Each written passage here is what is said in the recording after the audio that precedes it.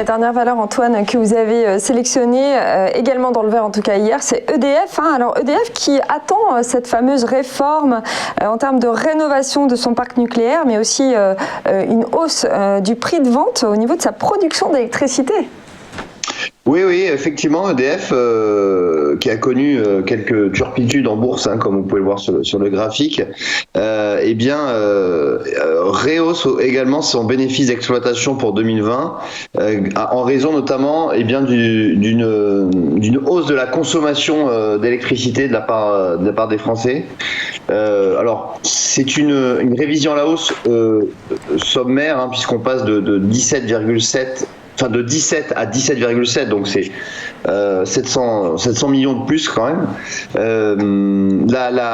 L'énergéticien français donc revoit son estimation également de production nucléaire en France à la hausse.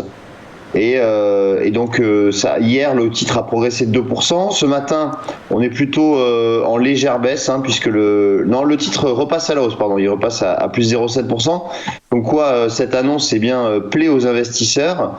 Quand on regarde graphiquement l'évolution du titre, on a eu pendant le krach boursier de février-mars 2020 un titre qui a perdu quasiment plus de 60%, et depuis on est revenu en début 2021 tester les anciens sommets de 2020, donc à 13,50 €.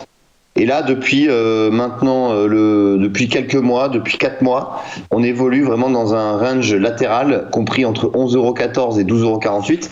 Donc maintenant on se dirige plutôt vers la borne haute, vers 12,48 €. Si on devait dépasser ce niveau des 12,48 €, on pourrait retrouver les sommets de 2021 qui sont à 13,50 €. On n'en est pas encore là, mais on est plutôt un biais positif sur EDF.